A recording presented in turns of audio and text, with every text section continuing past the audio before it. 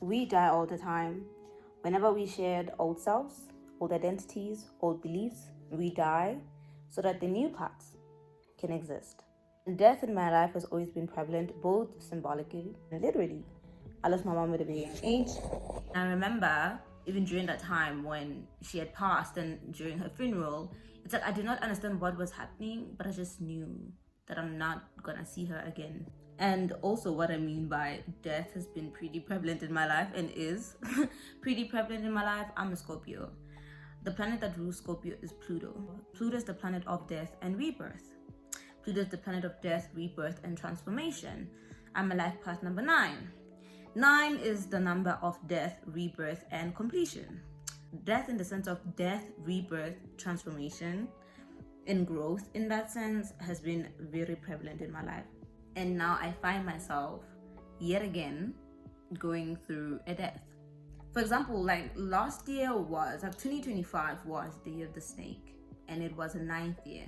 So it was a year all about like death, rebirth, transformations, completion, cycles being completed. So that looked like new cycles forming, old cycles ending, and just being completed. I mean, for me personally, 2025 was a hard year. It's right there, top 5 of like the hardest years. Even with 2025, there were a lot of cycles that came to the surface that I had to complete in a sense. Some were completed, some were not. Some cycles I downright ignored completing them. I was aware what was happening astrologically, and I was aware what was happening numerologically, right? Numerologically. And I find myself yet again having gone through the same cycle and now at the door of its completion. One thing about the universe is that the universe will present something to you that you need to learn from or overcome over and over and over and over again until you do. It's either you surrender to change or you suffer in a loop. You surrender to change that comes with completing the cycle, or you suffer in a loop. And when I was reflecting back on this and I was reflecting on why I didn't complete those cycles last year when they arisen, I realized that with some cycles, it felt safer to deal with the known than the unknown, right? But death will always come to collect. And sometimes we do that. Majority of the time, we do that. We feel that it's safer to deal with the known than the unknown. The longer you do that, the more time you lose. The more distance you create between your current self and your desired self. And the more you're honestly pulling yourself back. Because one thing about it, the cycle will not end until you exit. And again, like I said, the universe will present that same cycle over and over and over and over again until you learn what you need to learn from it and you complete it in whatever way it needs to be completed. No matter how toxic the cycle is, no matter how unaligned it is, no matter how it does not serve you, because of those very reasons, because it is toxic, unaligned, it does not serve you, the universe will keep presenting it to you to be like, hey yo. And the only surety in life that we have, it is death and change. Those are things that we know for a fact are going to happen. Change is the only constant in life, and death is the only surety we have in life. And death and change are often catalysts to liberation. They are often catalysts to empowerment, to confidence, to self-trust. Like, think about the time when you were moving from primary to high school. That was a scary change. The primary version of yourself had to die so that the high school version of yourself can exist, right? And as the high school years went, it was the more the primary version of you died and the more the high school version of you existed. But initially, that change, that transformation was scary. Same thing when you moved from high school to uni.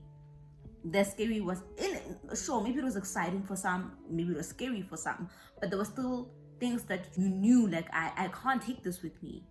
You know, I can't take this belief. I can't take this perspective. That's death. I'm at a point also right now. I mean, I completed uni. I find myself that I'm at a point right now where I am grieving myself. I am grieving, I guess I can say, the latest version of myself that I know, or maybe versions of myself that I knew. I was listening to Leo Skepi last week, and he was saying that he's at this point where he's also grieving past versions of himself, and he's at this weird place where he also doesn't know who exactly he is becoming. It's like yes, you know who you want to be, but right now where he's at, he's like in this uncomfortable space and confusing space where it's like he doesn't know also who he's becoming. And I'm like, same. It's like stepping into the unknown. It's like, you right? But then that's where the liberation is, that's where the power is, that's where the empowerment is, that's where the confidence and the self-trust is. Because once you go through that door, you're like, oh, I have a tree. I'm looking at it right now. I have a tree, and I'm saying I have a tree, it's about planted it. But I like saying that about like the trees around me. I'm like, that's my tree. Anyway, so it's a beautiful tree. In spring, it's pink. It's like a bloom, like it blooms pink leaves. Beautiful. And I remember when it was autumn and I was seeing the leaves fall, and I was just like, oh no. And now it's like it's skeleton. There's not one leaf on it. You can see the roots, the buds, everything. It's quite a big tree. It's skeleton, it's naked. When I was thinking about this video and when I was thinking about death and change, and I was like, that's what had to happen. That those leaves had to die, and those leaves had to fall off. The tree had to shed those leaves, and it is naked for like these 3, 4, 5 months.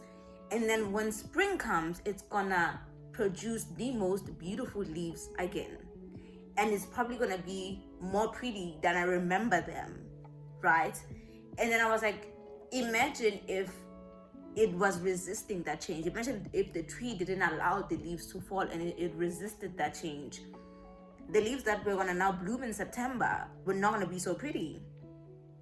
You know, and I think again, nature's like the biggest teacher when it comes to death and rebirth and change and growth. Like nature just accepts it with so much grace. Like trees don't fight that their leaves have to die and that they're gonna be naked, they and skeleton-y for like 5 months. They chill. They chill. We don't know exactly what's going on, but they chill. Like, this reminds me of a story. I love this story. I love the story. I heard the story from somebody here on YouTube. So the story goes, this man is taking a walk, right? He's taking a walk, I think in the woods or something like that. He's just taking a walk. And as he's walking, he sees a cocoon hanging off a tree. And the cocoon is shaking, like, you know, it's like it's shaking. Like it seems like, oh, the butterfly is trying to get out. So he sees this and he's like, oh my God, like it needs help. It's trying to get out. He had a scissor with him. He takes his scissor and he cuts open the cocoon just a little bit more so that there's just more space for the butterfly to fly out. But with him doing that, little did he know, he killed the butterfly. He thought he was helping by opening up a little bit of space, right, so that the butterfly flies out. That's what he thought he was doing, but he killed the butterfly. It died. And that story always reminds me, like, the hard times or the change, in as uncomfortable as it may seem, we need to go through it. I'm gonna insert this video that I found. It's so beautiful because it's like, honestly, it's like when moths or butterflies are coming out of their cocoons, I guess it looks like ferocious, they're shaking, but it's like once they are out, that's what makes them so strong. Like the way their wings just go, like, and they blossom, and like I hope like that story sticks with you as well. It has stuck with me. I heard that story years ago, and I always try to remember it when I'm going through a change or like a hard time. I'm like, no, I'm just a butterfly in a cocoon right now. I'm just in a cocoon, and I just need to keep trying until that last push when I'm just out, you know? And in my journey of life, I'm also learning that things like death, things like change, things like pain, we should actually befriend them. We should actually build relationships to them so that when they show up, we are not so afraid of them. We don't condemn them. We don't hate them. You know, we should open our arms to them. We should welcome them with open arms. Willow Smith has this line in one of her songs. I think it's in like Symptoms of Life or in Contentment. I don't know. but she says, pain my friend, open arms for her when I see her again. Because it's like whenever those things show up, pain, change, and death, there is a lesson to be learned here. This is a stepping stone. Oh, it means, oh, now it's time for something. Something is not in alignment anymore. Something has to change. And that is not bad. You should be able to dance with them through this journey of life instead of hating them and condemning them and being afraid of them. That just teaches, disguised wearing their own cape, you know? After all, if you're not changing and growing, what are you becoming?